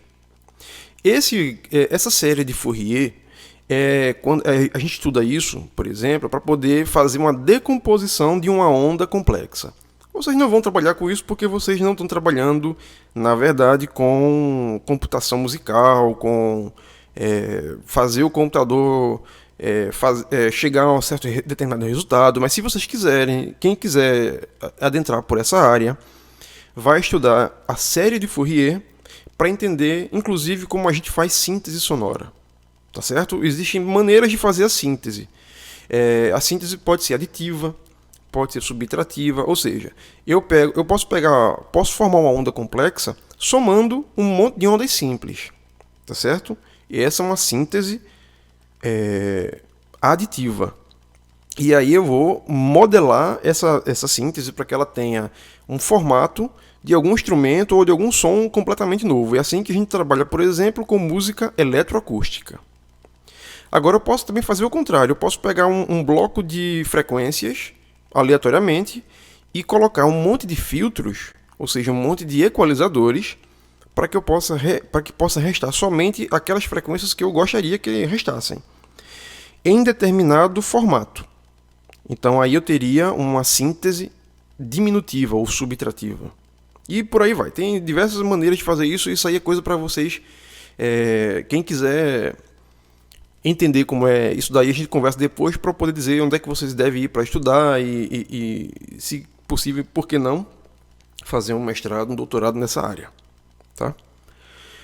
Mas enfim, a gente chama a frequência fundamental de fundamental, é claro, porque ela é a que carrega mais energia, ela é que determina a altura do que a gente está ouvindo, tá certo? E o que são as parciais? São todas as frequências que estão acima da fundamental. As frequências acima são parciais de um conteúdo espectral. E o harmônico é a parcial, que é múltiplo inteiro. Ou seja, eu posso ter parciais que não são harmônicas. Eu tenho um som de um instrumento musical qualquer, e eu posso pegar qualquer frequência acima da fundamental e vou dizer isso aqui é uma parcial desse instrumento. E é verdade. Ela pode não ser harmônica. Para ser harmônica, ela tem que ser múltiplo inteiro. Eu tenho que pegar aquela frequência inicial e multiplicar por um número 1, 2, 3, 4, 5, 6 e por aí vai, um número inteiro. E aí eu vou achar que harmônico é aquele. Então, um harmônico é também uma parcial. Todo harmônico é uma parcial, mas nem toda parcial é um harmônico. Tá certo? Isso é importante entender. Não vai ser tão importante na prática mesmo, não. E aí vem a famosa série harmônica, agora explicada de uma maneira um pouco mais física. Né? Coloquei aí a parte do Dó. Um Dó grave num piano, por exemplo. Tá certo? O Dó 2. Né? E aí está a série harmônica desse Dó. Eu estou assumindo que esse Dó 2, é a fundamental. E aí, daí em diante, eu vou procurar e vou relacionar quais são as notas que são harmônicos. Qual é a série harmônica de Dó? Aí tá aí, ó. Dó, Dó, Sol, Dó, Mi, Dó, Si bemol, por aí vai. Né? E aí está a frequência em Hertz e embaixo a frequência temperada. Que ela, digamos assim, na física, para facilitar a vida dos físicos, eles costumam tratar as parciais, ou seja, os comas, né? Todo mundo já ouviu falar em coma, né? De maneira igual. Mas a gente que é músico, a gente sabe que não é igual. Quando a gente ouve, a gente percebe diferença. Então tá aí, a maneira temperada é a maneira de trazer o mais próximo possível para aquilo que a gente identifica com o ouvido. Então, de uma maneira bem simplória. Tá certo? Então, Essa é a série harmônica, e aí notem que as frequências a gente vai multiplicando. 65,41 vezes 1, vezes 2, vezes 3, vezes 4 e por aí vai. E a forma de onda complexa, ela tem a fundamental, como eu já falei para vocês. Aí o segundo harmônico, ele tem uma forma própria dele. A forma de onda dele é própria dele. A gente chama a forma de onda em inglês de waveform, tá certo? Só para lembrar que vocês vão encontrar isso bastante nos softwares de vocês. O terceiro harmônico também tem a forma dele. E notem outra coisa daí. Quando a gente está falando da fundamental, a gente está falando de uma frequência muito grave, ou pelo menos a mais grave dessa sequência que vem depois, né? Então, considerando não variando as amplitudes, ou pelo menos tentando identificar como as amplitudes sem que elas estejam alteradas, né? Ou seja, de uma maneira natural, a gente vai ver que o segundo harmônico é menorzinho, né, do que o primeiro, o terceiro harmônico é menor do que o segundo ainda, e por aí vai. Tá? Então, timbre é o número de harmônicos e suas amplitudes somados, ou melhor, enquadrados no espectro harmônico. O som com altura definida, ele tem uma forma de onda periódica. O ruído, ele tem uma forma de onda irregular e não periódica. E só existe um tipo de ruído? Não, existem diversos tipos de ruído. Os mais comuns são o ruído branco, que é aquele que contém todas as frequências, e eu vou mostrar para vocês agora no software que a gente já começou a ver aqui, né, que é o Audacity.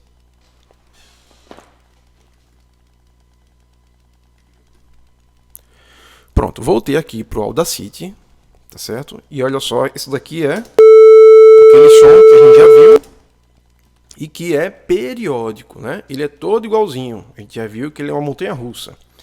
Eu vou apagar essas duas pistas aqui e vou gerar agora, ao invés de tom, eu vou pedir para gerar um ruído. Vamos ver o que vai acontecer aqui.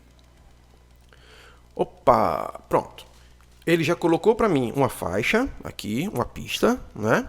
Agora ele está me perguntando qual é o tipo de ruído que eu vou querer, e a duração e a amplitude. A amplitude ele já deixou aqui em 0,5 porque ele viu que a última vez que eu escolhi uma amplitude foi 0,5. Então ele manteve, para confirmar se eu quero isso mesmo ou eu quero mudar. A duração ele está aqui em 30 segundos. É muito, né? Mas eu vou deixar assim mesmo. Agora, o tipo de ruído é que ele está perguntando aqui, ó, ele está perguntando em inglês, mesmo esse software sendo em português. Eu não sei, talvez seja uma falta da tradução. Mas ele está perguntando se eu quero white, que é branco em inglês, pink, que é rosa em inglês, e brownian, que é amarronzado em inglês. Tá certo? Eu vou querer o ruído branco. E por que eu vou querer o ruído branco? Porque ele é um ruído que tem todas as frequências que a gente consegue ouvir contidas nele. Então, só para vocês conhecerem. Vamos lá. Pronto, tá aqui. Olha o som dele.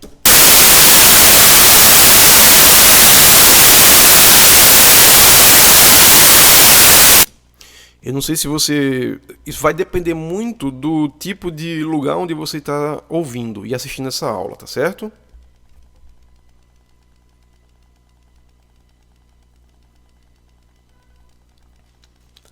Mas isso pode variar, esse som pode variar de acordo com o seu aparelho. Se você tem um monitor, por exemplo, um monitor de áudio, você vai ouvir plenamente todas as frequências.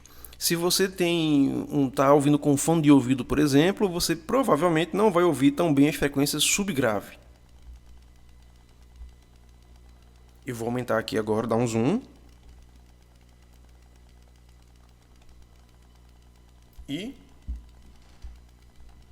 E olha só.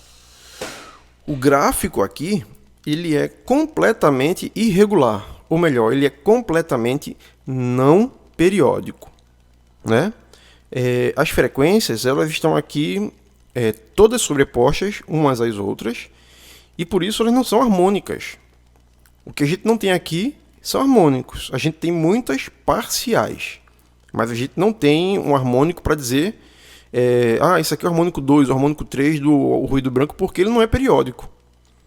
Tá certo? Então, essa é a diferença. E por que, então, o ruído é branco? Por que esse nome branco? É porque é uma alusão, na verdade, uma correspondência ao conhecimento da óptica. Antes do desenvolvimento do som, a gente trabalhou bastante no desenvolvimento da luz, né? O nosso entendimento da luz, dos espectros luminosos. E a luz, eu acho que vocês já devem saber disso, a luz branca é aquela que contém todas as cores, né? E a luz negra, no caso, o espectro escuro, é aquele que não possui nenhuma cor, é a ausência da cor. E a gente tem uma correspondência disso também no som, no áudio. O ruído branco é aquele que possui todas as frequências, todas as cores estão aí dentro, tá? E aí fica essa confusão sonora quando a gente ouve, né? Mas eles também colocaram um ruído marrom, né? E o ruído rosa. Qual a diferença para eles? É que o ruído marrom é como se eu tirasse as frequências médias dele e eu deixo somente o grave e o agudo. Eu tiro de uma região do centro desse espectro, eu tiro a região média. E ele fica, então, amarronzado. É o tom que costuma se dizer. E o ruído rosa é aquele que a gente tira as frequências mais agudas, ou as super agudas. Então a gente deixa somente graves e médio. As frequências médias. Tá certo? Vamos ouvir cada um deles? Vou aqui em gerar, ruído, aqui estava o white, eu escolhi agora o pink, ruído rosa, dei ok. Como eu não mudei, gente, como eu não marquei fora, eu mudei para o mesmo lugar que estava aquele ruído, tá certo? Então eu aproveitei a mesma pista, eu não abri uma nova pista, tá certo? Eu fiz uma modificação na pista que eu já tinha, essa é que é a verdade. Okay? Então eu vou agora dar um zoom out, ou seja, um zoom para dentro, perdão, um zoom out para fora, né? É o zoom que é para fechar mais aqui, ó, e pronto. Agora foi justamente na parte, foi até bom, foi justamente na parte que estava marcada. Então eu vou agora colocar aqui, só nessa partezinha daqui, vocês vão ouvir agora o ruído rosa.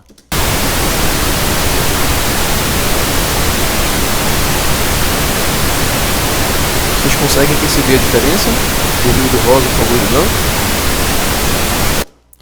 Eu vou agora clicar fora. Bom, já não está mais aqui escuro, tá vendo? Se eu clicar aqui, ele fica escuro.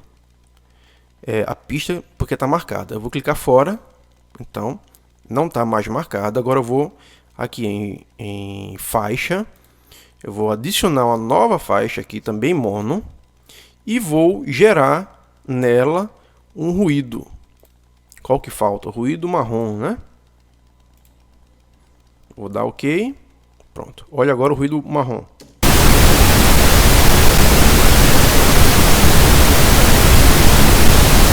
Parece um pouco uma onda de fumaça.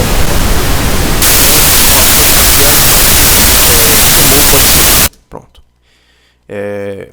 Acabou somando aqui. Deixa eu passar isso aqui um pouquinho mais pro lado. Olha, venho aqui em ferramenta de mover e puxo mais para cá. Pronto, agora eu tenho mais espaço. Aí volto para a ferramenta que estava antes e dou mais espaço. Vou silenciar em cima. Olha. Esse é o ruído marrom. Você não ouve as frequências agudas. Certo? Só que você pode criar os seus próprios ruídos. Você pode, por exemplo, pegar um ruído branco e passar um monte de equalizadores para poder cortar as frequências que você não quer. O equalizador, a gente vai ver isso melhor, mas o equalizador é o aparelho, ou a ferramenta que a gente tem para trabalhar em cima das frequências. Quando a gente quer fazer alterações ou processar um som em cima das amplitudes, a gente usa compressores. Então, compressores atuam na amplitude. Equalizadores atuam na frequência. A gente vê isso bem melhor em outra aula, tá certo? Vamos voltar aqui para o finzinho dessa parte.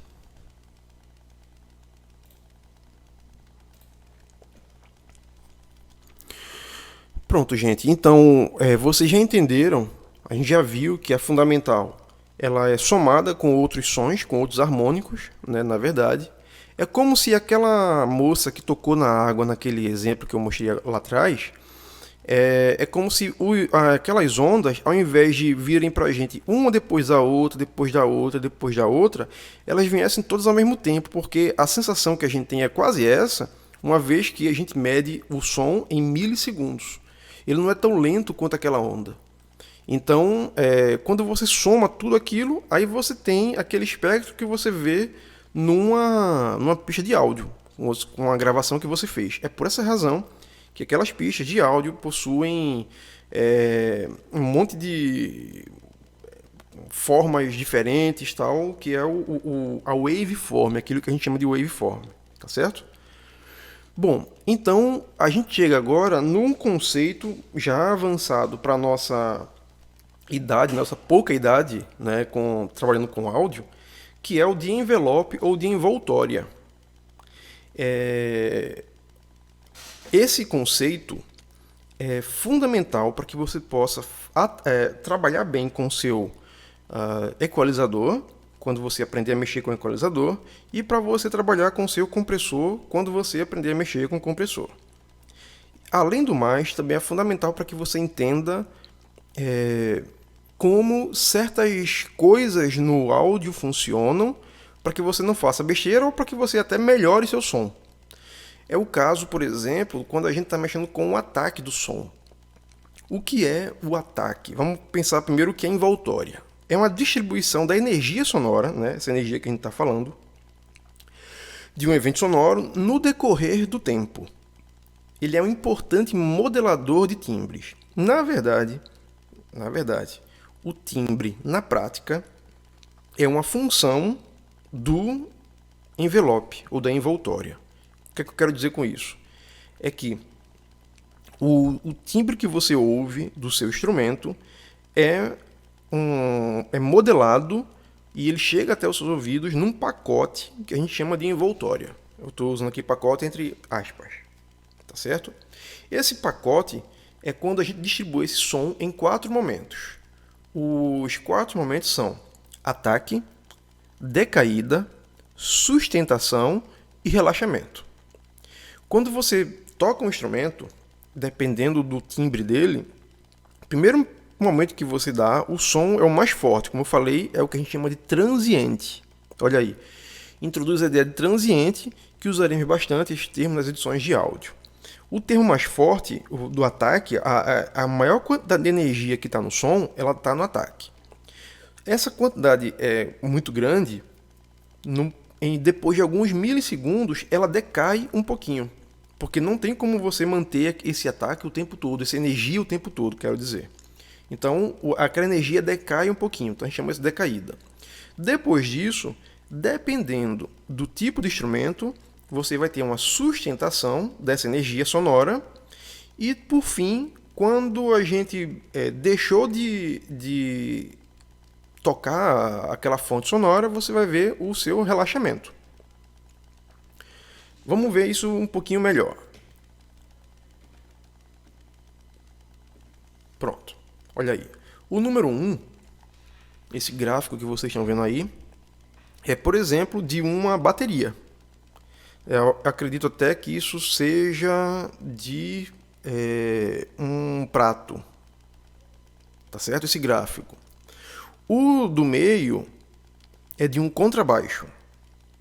Tá certo? Número 2. Eu toco e depois a energia dele, ao invés de diminuir, até aumenta, por conta da compressão, dependendo. O terceiro é a voz humana. Então, o número 1 é um instrumento com o ataque muito bem definido, ó, Tá vendo aí o ataque como é? Olha a diferença do ataque de 1 para o ataque de 3. Em 3, que é a voz humana, quando a gente abre a boca, é que começa a vir o som. Então, o ataque, ele é lento. Já o ataque de um prato de bateria, por exemplo, é rapidíssimo. Porque quando você tocou a baqueta na bateria, já está atacando. E tá lá. Aí ele depois vai perder energia, né? E vai diminuindo a onda dele, a forma de onda dele. Um contrabaixo, dependendo de quão comprimido esteja esse baixo, por exemplo, um contrabaixo com um compressor, eu tenho um ataque, e o ataque é forte, mas ele pode inclusive aumentar o volume dele depois do meu ataque, né? Então, depende muito do que o instrumentista quer, qual o som que o instrumentista quer, e normalmente essa é a onda que a gente tem em contrabaixos. Então, eu deveria ter colocado, desculpa, eu vou até ajeitar isso daí para colocar os nomes, tá certo? Cada parcial de um som complexo possui sua própria envoltória. Então, você já dá para perceber, né, com essa rápida explicação inicial, que esse envelope, ele é uma representação também, como a gente tem feito até agora, é uma representação lógica, é uma representação externa, abstrata, é uma abstração. Na verdade, ele varia. Na vida real, ele não é assim, ele varia, né? E, de uma maneira geral, o modelo é isso. Temos um ataque, que é quando passa do silêncio, você está em absoluto silêncio, né? O som, até o som mais forte dele. Aí temos ataque. Depois tem essa decaída.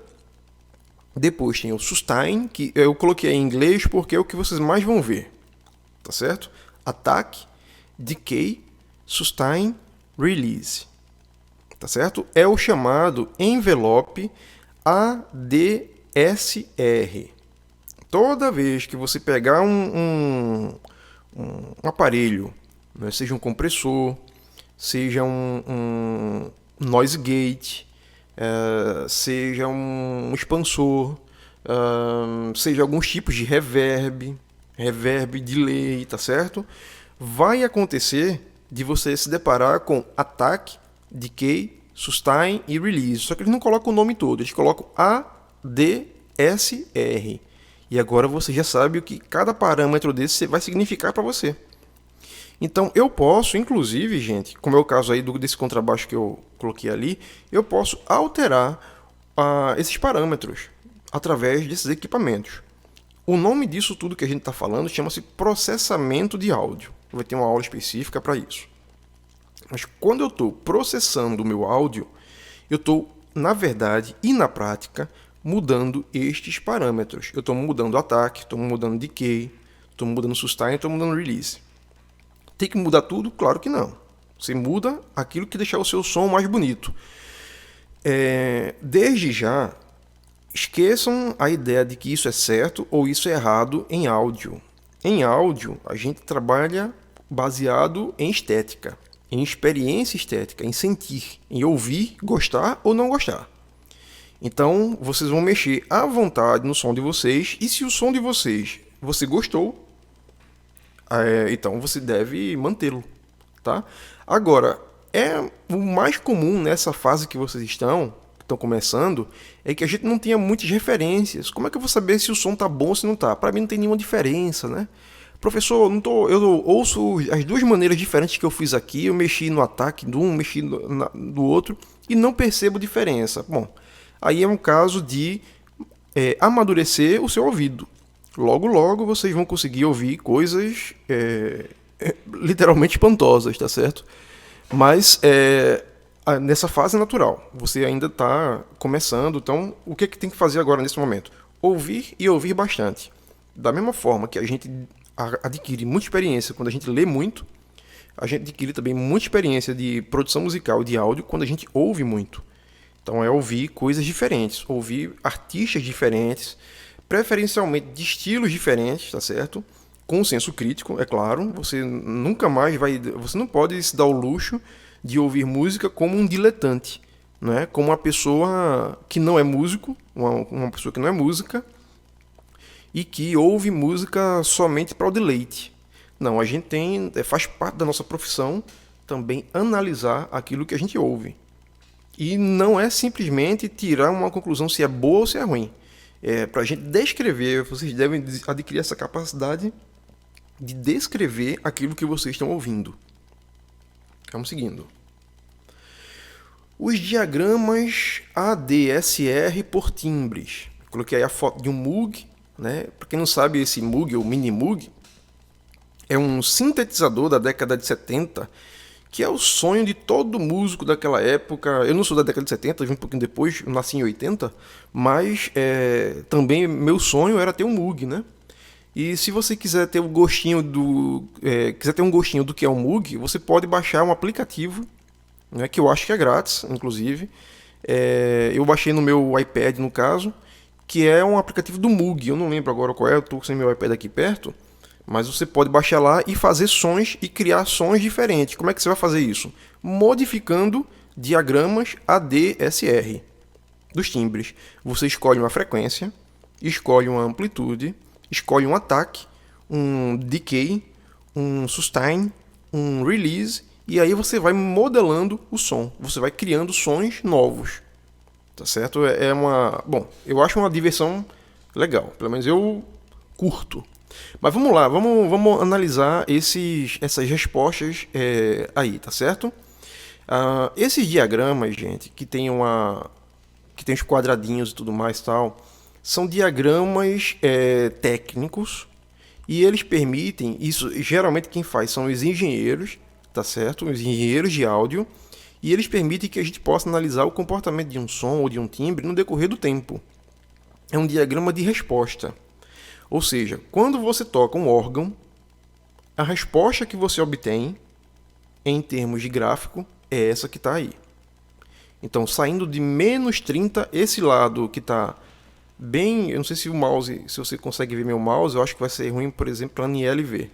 Mas eu estou no lado desse diagrama, Aniele, eu estou mexendo o mouse no lado esquerdo do primeiro exemplo que eu coloquei aí em cima, que é o do órgão.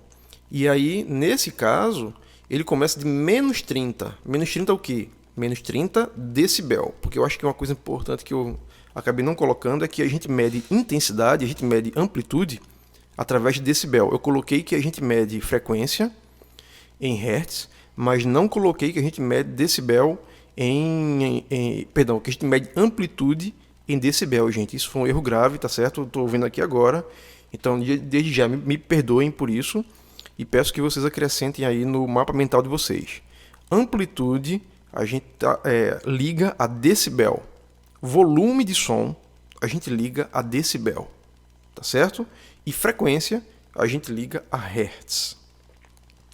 Decibel tem esse nome por conta, inclusive, do Graham Bell, né? O inventor do telefone. Mas isso é para outra aula, senão a gente não termina isso daqui. Vamos lá. Então, o órgão, gente, ele tem esse primeiro momento que vocês estão vendo, onde o ataque ele é muito... Ele se confunde, na verdade, ele é curvo e ele se confunde já com o sustain. Ó. Ele não tem o decay. Estão vendo aí? Depois do ataque, no órgão de tubos, por exemplo, não existe decay. A gente tem já o sustain. Então, esse modelo aqui eles usam, por exemplo, para fazer uma síntese de órgão, de um som de órgão. E aí, quando eu tiro aqui, tá vendo aqui, key, K-E-Y, é key em inglês, né? Que é tecla, no nosso caso aqui. Quando eu subo o meu dedo da tecla, aí ele vem essa decaída daqui, ó, que é o release. Então, isso aqui não é o decay, isso aqui já é o release. Porque aqui eu estou falando quando eu tenho a tecla e subo meu dedo da tecla. Aqui a gente está vendo cordas marteladas.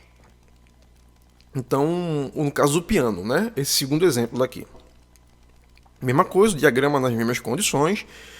Então veja, o piano ele tem um ataque muito mais definido do que o órgão, né? O piano, quando você apertou a tecla já é muito mais rápido do que o órgão, já está com o som soando no máximo. Aí depois disso ele vem caindo aos poucos. O decay dele, né, o D dele, o decay, é tão confuso, tão rápido, que se confunde com o próprio sustain. Tá vendo? Ele nunca deixa de cair, ó. Agora, quando eu tiro o dedo da tecla, aqui, key released, ou seja, a tecla é que eu deixei ela de tocá-la. Aí eu tirei o dedo da tecla, aí é rapidinho também que cai o som. Olha aqui, o som não fica soando muito, né? Então isso aqui é release, tá certo? No caso,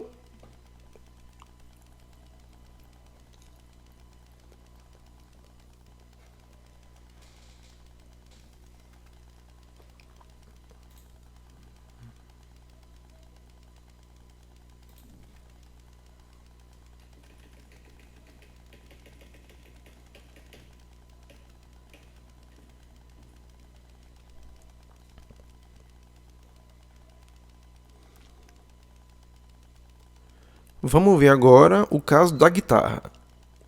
Eu toquei aqui a corda dela, né? Eu toquei e ela tem um ataque muito bem definido. Depois eu tenho também um decay bem pequenininho aqui, olha. E aí a sustentação é que é curta, porque a corda já começa a perder energia e aí já é o release. E esse último aqui de baixo é uma voz falando a voz falada, tá certo? Então, olha como o ataque não é tão definido quanto os demais, porque é aquilo que eu falei, né? É o tempo da pessoa respirar, abrir a boca para começar a sair o ar e para começar a sair o som. Então, por conta desse processo todo, em milissegundos, isso vai levar um tempinho aqui, alguns milissegundos, e aí a pessoa, quando fala o A, tá, ó, chega aqui, então o ataque não é muito bem definido. Depois eu tenho um decaimento, olha, aqui. Depois eu volto e tenho um sustain. Aí quando eu fecho a boca, eu tenho release. Tá certo? Então, isso aqui eu coloquei só para vocês terem uma ideia de que esse envelope, né, do som, ele está presente em todos os sons. Agora, não é tão definido quanto a gente imagina quando vê um modelo simplificado. Eu também vou fazer o seguinte para vocês aqui agora. Eu vou tocar aqui para vocês no teclado um som aqui para que vocês percebam uma coisinha dele. Olha só, vou começar com esse som. O timbre dá para perceber que é piano, né?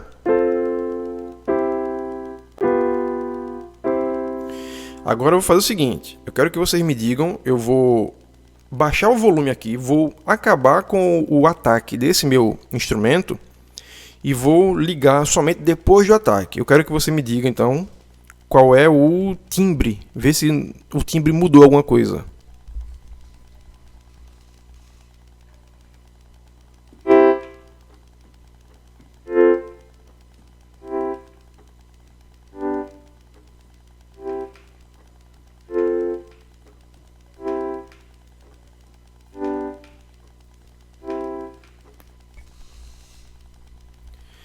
Bom, eu gosto de fazer essa experiência em sala de aula, porque uma boa parte das pessoas erra, né, qual é o instrumento.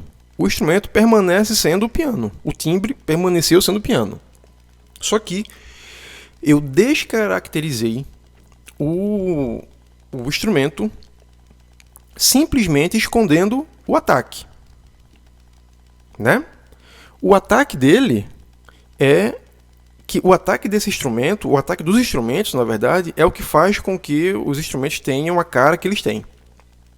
Então, é muito importante a gente saber lidar com o ataque de cada um desses instrumentos, porque alterando o ataque de qualquer jeito, o que a gente pode estar fazendo é alterar o timbre do próprio instrumento.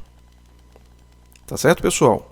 Então, eu vou fechar essa parte daqui e a gente vai seguir agora para a parte de acústica. Só um minutinho. Só um minutinho não, desculpem. Vão lá para o outro vídeo. Vou partir para o próximo. Vejo vocês já já.